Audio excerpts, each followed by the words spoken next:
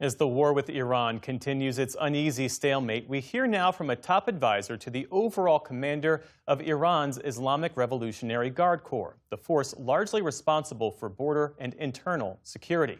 The U.S. and many other nations have designated it a terrorist organization. The IRGC, as it's known, rarely give interviews and almost never to Western media. But Commander Mohammad Reza Naqdi sat down this morning in Tehran for an exclusive interview with special correspondent Reza Sayah. Commander Naqdi, thank you very much for sitting down with us. It has been a long-running policy of Iran's Revolutionary Guard to never speak to American media. What changed? Why did you agree to sit with us? In the name of God, the most gracious, the most merciful, we never received a request to reject it. We would like for our voice to reach the ears of people in Western countries. It's Western media that don't like our voice to be heard. There's nothing we do that's indefensible and outside the values of humanity that we would want to cover up or not discuss. Let's talk about this war. Where do you see Iran in this juncture of the war? Do you see yourself as winning? Are you in control? Certainly, victory is on our side.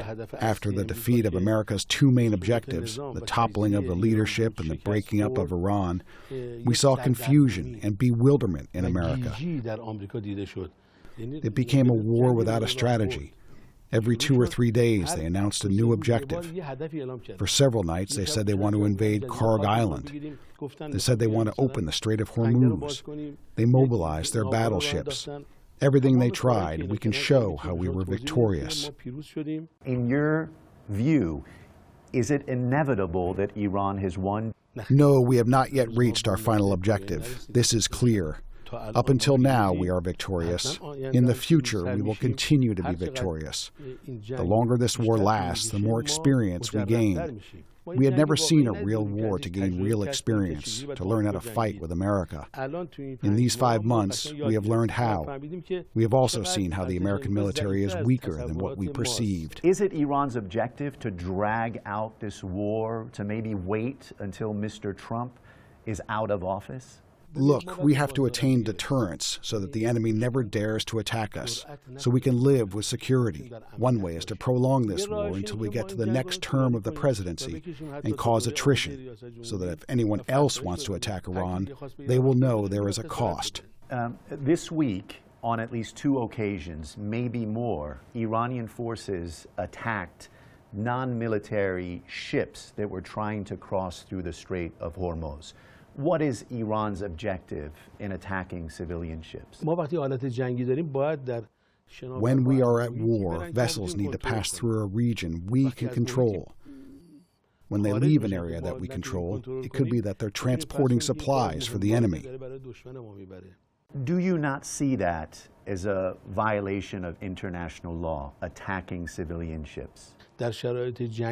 When you're in a state of war, any thoroughfare deemed to be a threat, we can control it. This is international law.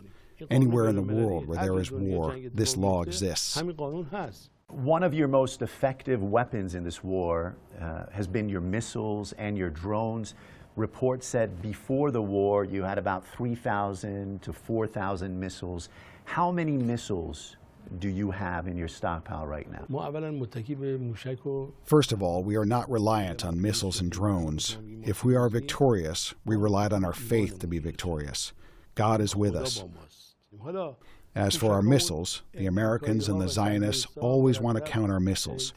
First of all, the number of missiles we manufacture every day is more than the number we launch. In a country this vast, we can make them wherever we want.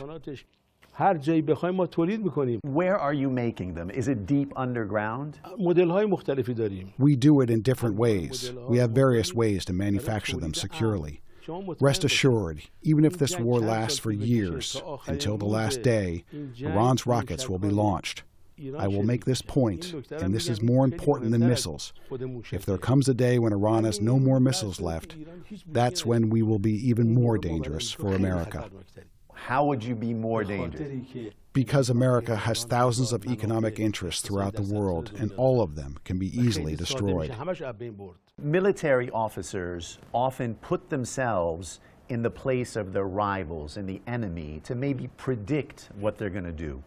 Put yourself in Pete Hegseth's place. What is he thinking? What is your prediction as to what he might do? I will never put myself in his place. He is a criminal who killed 168 innocent children. Not only do these people not work for the benefit of humanity, they don't even work for America. They work for their own interests. As soon as the stock market closes, they start hostilities. When the stock market opens, they send positive messages to raise stock prices. All the while, they are buying and selling the stocks themselves. If I was in the place of the American Congress, I would call for an investigative committee to compare the assets of Mr. Trump, his family, and his inner circle before the war to their assets after the war. Many observers say Iran has put up a strong fight, but that America has one weapon that Iran doesn't, and that's a nuclear bomb. In your view, how likely is it for America to use a nuclear bomb? Naturally, it can end up being a mistake for them. The morning after they use a bomb, all of America's military bases around the world would be occupied. Today, things are different than World War II. The people of the world have awakened. No one in the world will allow for such a crime to be committed, because the next time it could be themselves. Washington has long claimed that Iran is a threat to Israel. Israel says Iran wants to build a bomb to destroy Israel. Does Iran want to destroy Israel? Iran has only one thing to say about occupied Palestine, and this is something our martyred leader has also said. The leadership there must be chosen based on a majority vote by the people who are connected to that land. This will certainly not be done with a nuclear bomb, but we certainly prefer if the Zionist regime did not exist. Just like the previous South African regime, an apartheid and white supremacist regime that was discarded by the people, the same thing must happen in Palestine. Iranians are often seen shouting the slogan, "Death to America." And many American politicians point to that slogan and say Iran wants to destroy America. Look, we have no enmity with the people of America. So what does that slogan mean? The meaning of death to America means death to America's leadership, a leadership that has invaded or violated more than 70 countries since becoming a superpower.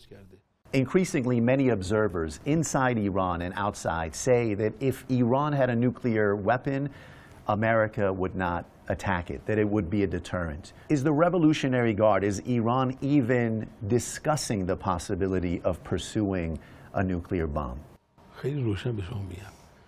I will say this clearly.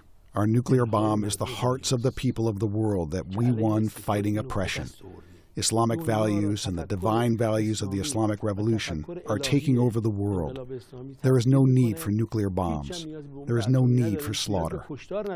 After the death of the late Supreme Leader, his son Mujtaba Khamenei was appointed Supreme Leader. But during this war, he has never been seen in public. Can you tell us why? The strategy belongs to him. Our enemy is criminal and doesn't abide by any law. So is it because of security reasons?